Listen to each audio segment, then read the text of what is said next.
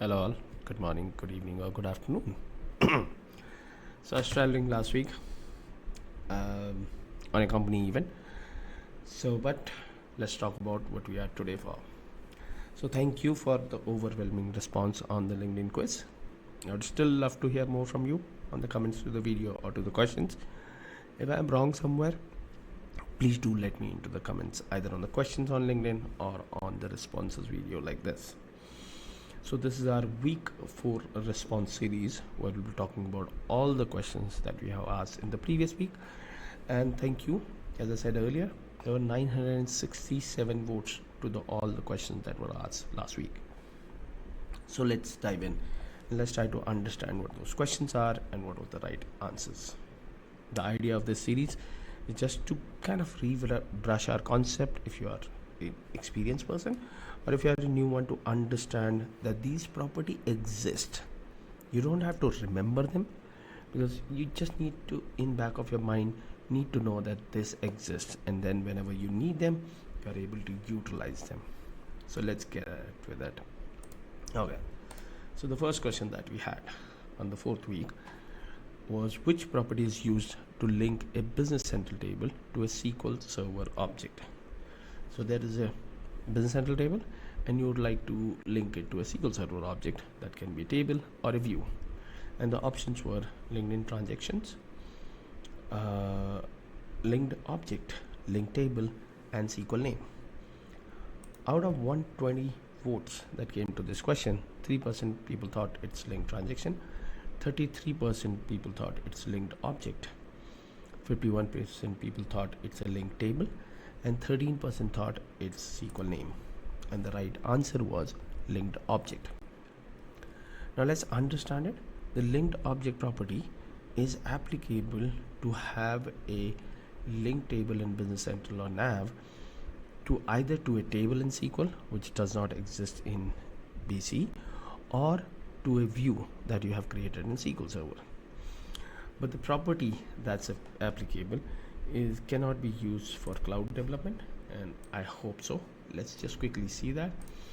So if I try to create a new table, okay, let's say a new file, demo.al, and if I try to create a T table, I will not be able to use the linked object property. Linked object, and then I'll need to provide the property to this. Okay, now linked object is not giving an error yet, so which is surprising to me. Maybe I'm also learning something new, because it says the linked object is true, and then you need to provide the SQL name for that or other properties related to the linked. Okay, which is external name. Okay, and as soon as you try to do that, this is where you get that this property can only be used where the table types are CRM, external SQL, Exchange, or Graph. Okay, so let's try doing external SQL. Okay, table type, and we'll do external SQL, and let's move ahead with it. Let's see what happens. Okay, so now I've said this, and the error shifted here.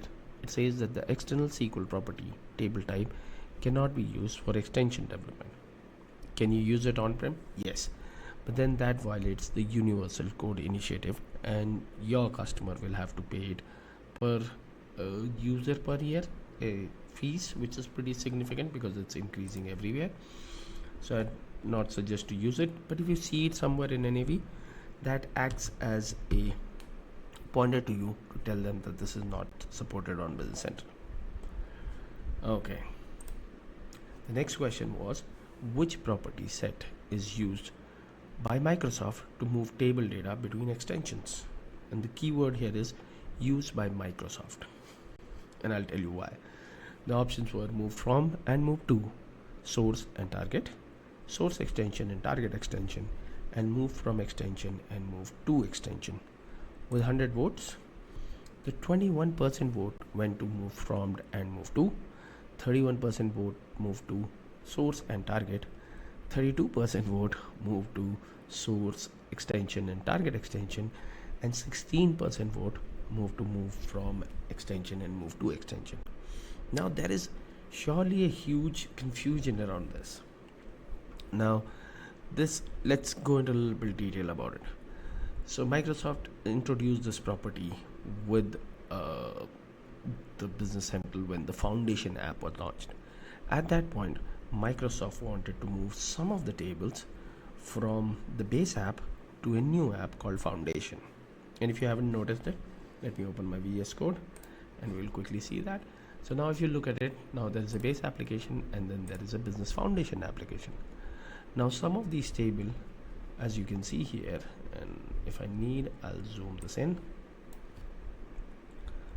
Okay, some of these tables were actually, not some, all of these tables were part of the base application in the past, but now they are part of here. Now moving table between extensions were not possible prior to introduction of Business Foundation, as in it was possible, but it was pretty hard when you think from an app source perspective.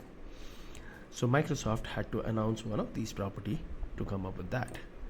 And the right answer is moved from and moved to. Now if you remember in the beginning I said the keyword here is used by Microsoft. So let me open the article for you so that you can surely do the research, and if needed I can talk about it in a separate video. But this is moving table and fields between extensions. This was announced in 2024, and it says that as the extension mature, you understand that you might want to split it into different pieces, and that is not available. But this feature is currently not available to partner, but will be available in future updates. So if you have a giant extension like the base app, I don't hope that you have one, but because while you're doing development, it kind of becomes a little bit tricky of how to split my extension, and makes sense that you have a bigger extension. But in future, when Microsoft allows you or us to utilize this property, this will be a very important set of properties that are needed. So while moving table between extension, in the source table definition, you must add the move to property, making sure that it points to the app ID of the destination extension. Likewise, in the destination extension, you must add the moved from property, which points to the app ID of the source extension. And that's how it is able to move the data. Now this is between table to table, right? So this is an example where you have a table and you say move to, which is the target extension ID, and the destination you say move from. If you have to move fields between extension, this property is also available on the fields. Okay, there are some limitation of moving field, which is a field which is part of the primary key can't be moved. A field which is part of the table key can't be moved. The name and the ID should remain same during the move. As an example, where you can say that this is my non-primary key field and not part of any key, and I would like to move it to a different extension. And then in the destination extension, let's say here you are defining a table extension of the same extension, you can move those out in a separate window. But remember, this is not applicable for PTEs or app source app developed by partner. This is only applicable as of today for Microsoft. So when you look of any of these tables, you will see that there is a move from where it came from. Okay, how long you have to retain it? There's no documentation around it. Most probably till the point you remove the table from the base app or from the source app. So hope this is clear. If it is not, do let me know into the comments, and maybe we'll do a deep dive into it someday. Okay, let's move to the next question. So the next question was, which property allows users to paste data into a table? The options were paste allowed, allow paste, paste is valid, and copy data. With 157 votes, these are how people have voted in the community. 31% people thought it's paste allowed, 17% people thought it's allow paste, 36% people thought paste is valid, and 16% people thought it's copy data. Now the correct answer is paste is valid. and you can just directly check it by creating a table like I have created here. If that still exists, yes, I then can set up a property here which is paste is valid. Now what paste is valid does, it sets whether inserting record into this table using the paste command is enabled or not. Now this property, if it is enabled on the table, will allow user to paste data into the table from another source. Okay, let's move to the next question. Which property provides additional permission to perform some operations on one or more tables? With 157 votes, this was the voting pattern. 52% community member thought it's permission set. 41% people thought it's permissions. 3% people thought it's additional entitlements, and 4% people thought entitlements. So while you are in a table and you would like to kind of perform some operation on another table, you at the runtime cannot set up a permission set, right? What you can actually set is a permission to that table. So permission set is what the user gets before he or she gets into the system, or whatever is assigned to his or her user ID. But using the permission property on a table, you can say, oh, this table is also allowed to do certain other transaction onto the other tables. So like this table, I can surely define a permission property, and this permission property will only allow me to add table data, which means I can change the behavior, let's say, or change some data onto X table, let's say the customer table, and then I have to define what kind of permissions I'm allowing it to do, right? So I can say read direct, read indirect, read insert modified delete direct, read insert modified delete indirect, and then in the same pattern I can add more tables into it.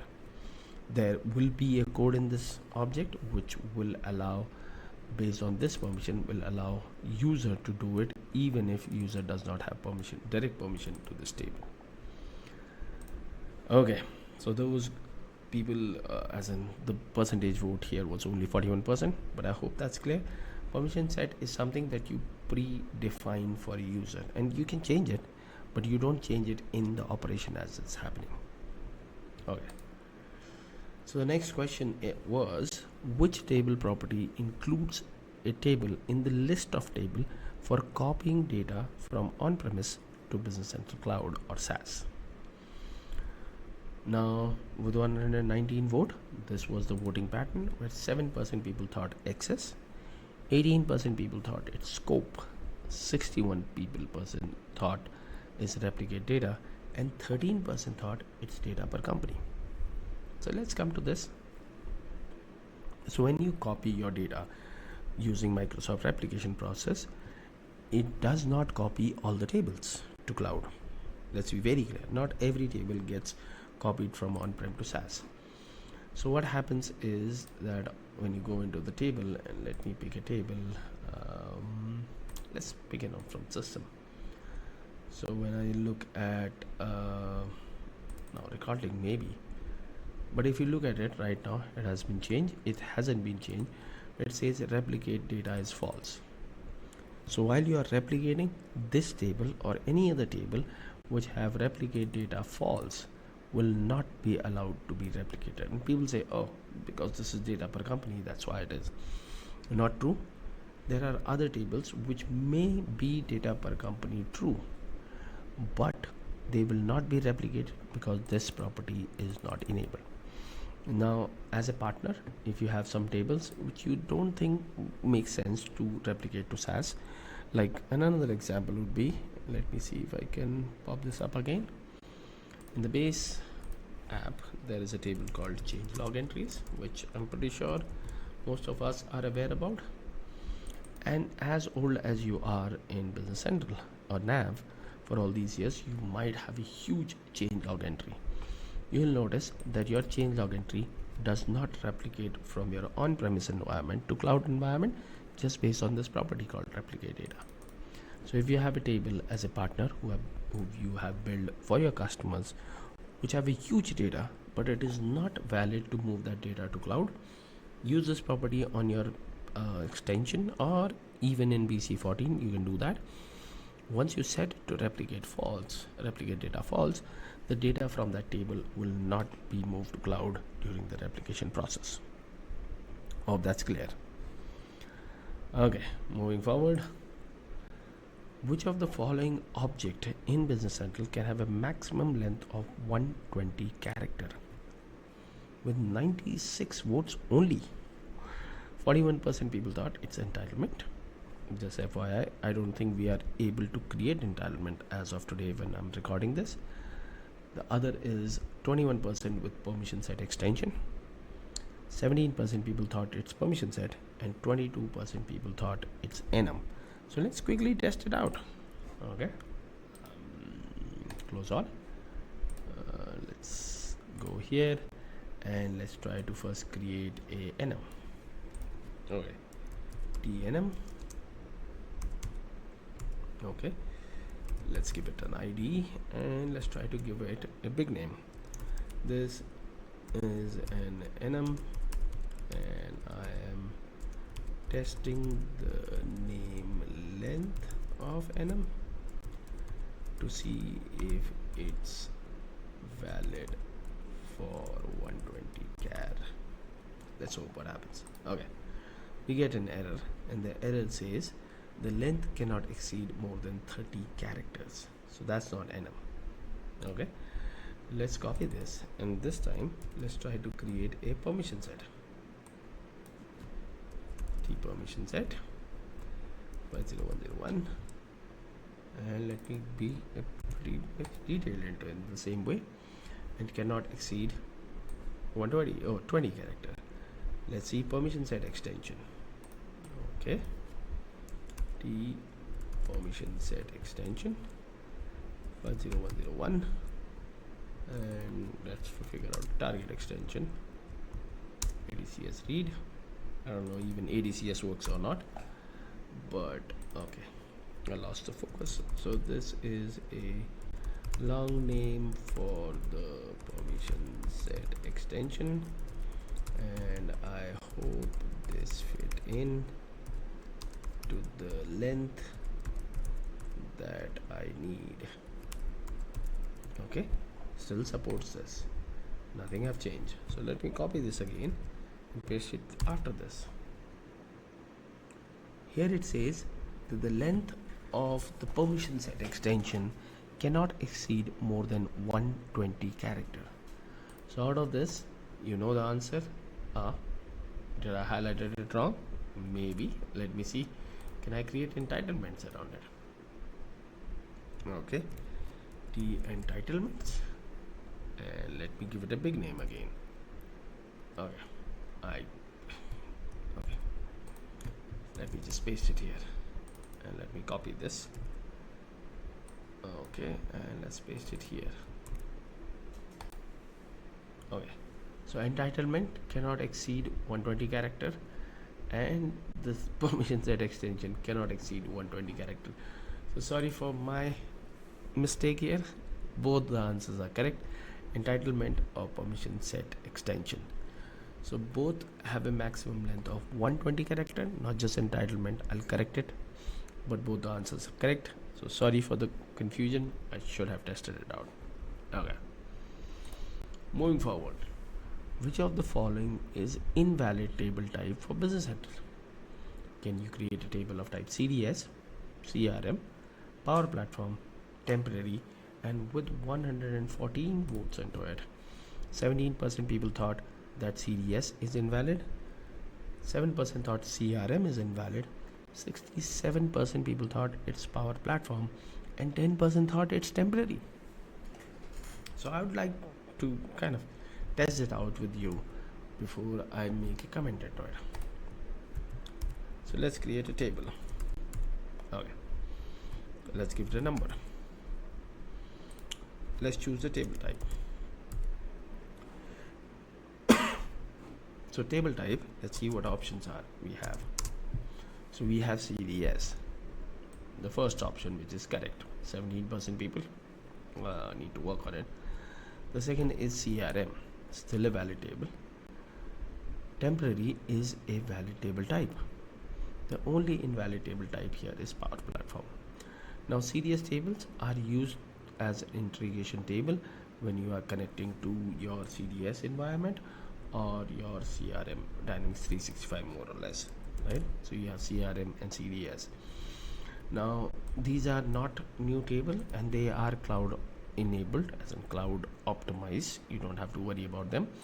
When you look for any table of type CRM, you'll see that they do exist into the system, and all of these tables are of type CRM and they work as they are supposed to be, and based on these tables the whole CRM integration work or CDS integration work. So you can have CDS also if needed, if you search for it, and then CDS are of type CRM in this case, but they can be of CDS type. That's not a problem.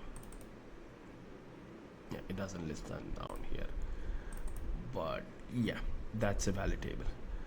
Temporary is a very interesting table because when you create a table of type temporary, that table,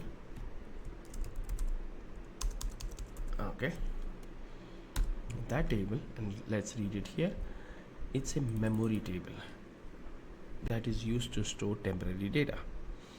So in one of the versions where Microsoft was shifting these, there were some buffer tables that we used to call them in the past, not Excel buffer for sure, but some of the buffer table which were used in posting were changed to temporary in one of the versions. I exactly don't know which version it was, but these tables, the beauty is if you are on-prem or cloud, these tables does not get a space in your SQL Server database. They are not counted against your license. They're just temporary for the temporary purposes. Traditionally, people have created a variable of type temporary. Now you can actually create a table of type temporary if you want to do some calculation in memory and you don't want to store the data into it. Hopefully that clarifies what the incorrect answers were there, which is Power Platform. There's no such table of type Power Platform. Okay. Now related to the previous question is how should you create a table of type CRM and CDS, as you were seeing here, right? So when I went into this and I said CRM, you would have noticed that there were a lot of things into this table. It says external name is account, table type is CRM, but on each field level you notice that there are 3 additional properties or more additional properties into it, which you don't typically set on a BC table, right? So that means that I'll have to put extra efforts into building them. And the question was how you create them. Do you create them manually with 15% vote out of 104 votes? People thought it's manually. 43% people thought AL proxy generator. 6% people thought automatically created. They're automatically created somewhere. And then our favorite extension is AL extension. 36% people thought we should be creating them with ACL extension. Now the right answer is the most voted answer, which is AL proxy generator. Now if you are into CRM integration or CDS integration for the things that you are building, here is a video, and don't worry, I'll add the link into the pinned comment or the description of this video. In this video I'm explaining how you run the AL table proxy generator so that it automatically spins up your CDS or CRM table for your purposes of your integration. There's a whole article about it. There's an exe in it, and then you can surely run it and then generate tables for you in Business Center. Now how these tables are used? These tables are used to virtually available your CRM data or CDS data inside Business Central so that you can operate onto it, right? So once you define what are these different properties, how you want it, what is the base table ID, it can even do an extension. So if in the prior version of NAV customers had these tables customized, you don't have to manually recreate those customization in table extension. Once you keep that in mind, it automatically will either create the new table if they don't exist, or will create the table extension if needed after logging to your Business Central environment. This video completely in detail shows you how these get created and how you can just then utilize them in your business environment. You know the drill.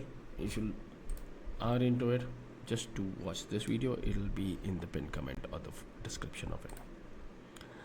Okay, so that was all for this week, and as I said earlier, thank you for all the people who are voting into it and suggesting me how I should be approaching it. I can be completely wrong sometime, which is okay, like I was today in one of the questions, but your feedback, your help will help me to continue doing this. So let me know in the comment section, what do you think about the quiz? Should we continue it or not?